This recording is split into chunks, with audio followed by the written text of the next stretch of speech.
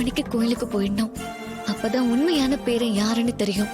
நம்ம மனசுல இருக்கிற குழப்பத்துக்கும் விடை கிடைக்கும். சீக்கிரமா போகணும்.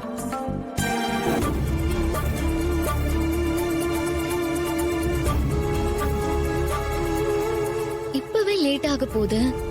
இன்னும் இவர் இங்கே உட்கார்ந்துருக்காரு. தாத்தா ஊர்ல இருந்து வந்து இத்தனை நாள் ஆச்சு. ஒரு நாள் கூட இவர் தாத்தாவை போய் பார்க்கவே இல்லை. அவரை பத்தி பேச கூட மாட்டாரு. இன்னைக்கு கோயில்ல யாகம் இருக்கு. தாத்தாவோட பேருனா யாகத்துல உட்காரணும்னு சொல்லிருக்காங்க. இவரு பேசிட்டு இருக்கிறத பார்த்தா கிளம்புற மாதிரி தெரியலையே. போய் கேட்கலாமா? வேண்டாம் வேண்டாம், தானா எதுவும் கேட்டு குழப்பிக்க வேண்டாம். கோயில்ல போய் பார்க்கலாம்.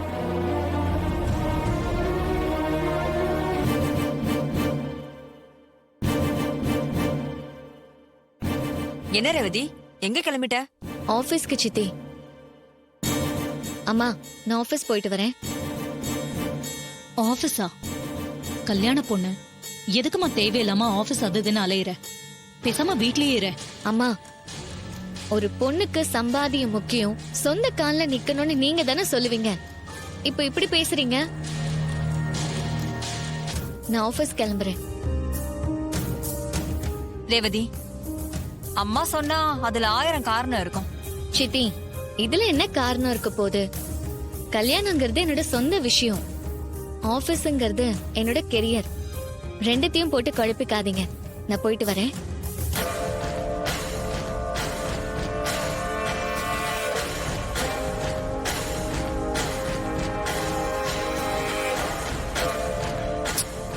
என்னத்த நீங்க சொல்றத கேட்காம ரேவதி போயிட்டே இருக்கா? அவளுக்கு என்ன மாதிரி பிடிவாதம் அதிகம் மாப்ள. அக்கா, கல்யாணத்தை பக்கத்துல வச்சுக்கிட்டு அவளை வேலைக்கு அனுப்பி தேவையில்லாத ரிஸ்க் எடுக்கிற. சும்மாவே அந்த கார்த்தி ஏதாவது பண்ணிடுவானோன்னு பயமா இருக்கு. இதுல அவன் இருக்கிற ஆபீஸ்ல அவ வேலை செய்யறான். எதையாவது சொல்லி ரேவதி மனச மாத்திர போறான்க்கா. இல்ல சந்திரா, ரேவதி அவன் பேசினாலாம் மயங்குற ஆள் இல்ல. அவளை தேவையில்லாம கண்ட்ரோல் பண்ணி உள்ள வச்சாதான் நம்மள லாஜிக்கா கேள்வி கேட்பா. இதோ இப்ப கேட்டுட்டு போறா பாரு. விடு, இந்த கல்யாணம் முடியற வரை நாம பொறுமையாதான் இருக்கணும்.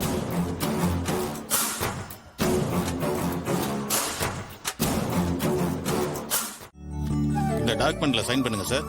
நகை எடுத்துட்டு வர சொல்லிருக்கேன். சரிங்க சார்.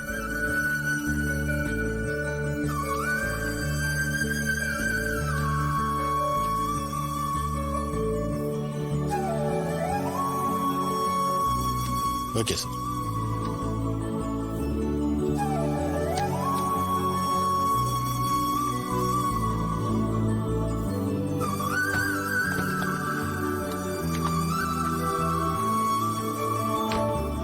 சார், நகையெல்லாம் சரியா இருக்கான்னு செக் பண்ணி சரிங்க சார்.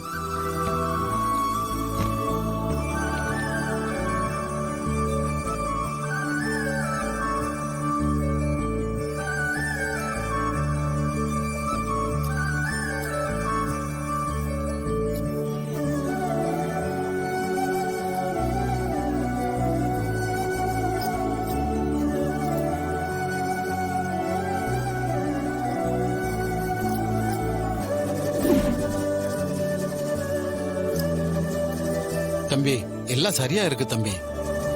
சரிங்க, ரொம்ப தேங்க்ஸ் சார். வாங்க சார். தம்பி, இதை எடுத்துக்க. எடுத்துங்க. தம்பி, நல்லபடியா கோயில் நகையா வாங்கியாச்சு. இனி கோயிலுக்கு போய் அம்மனுக்கு பூஜை பண்ணிட்டு யாகத்தை தொடங்க வேண்டியதுதான் பாக்கி. சரிங்க, வாங்க. வரேன் சார். வாங்கப்பா போலாம். வர சார். வரேன் சார்.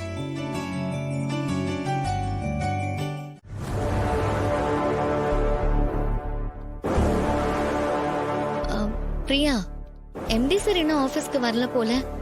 ஆமா, எப்பவும் கரெக்ட் டைம்க்கு வந்துருவாரு. இன்னைக்கு ஏன் இன்னும் வரலன்னு தெரியல. நான் சந்தேகப்பட்டது சரிதான். எம்டி சார் கோயில்ல தான் இருக்கணும். என்னது, கோவில்லையா? இல்ல, இன்னைக்கு எம்டி சார் வர்றது டவுட்னு தான் சொன்னேன். Good morning Revathi madam. MD sir ஏன் இன்னும் ஆபீஸ் வரல? அது வந்து மேடம், அவருக்கு ஏதோ முக்கியமான வேலை இருக்காம். அதை முடிச்சிட்டு மத்தியானத்துக்கு மேல வருவேன்னு தான் அவர் சொன்னாரு. சரி. Okay madam.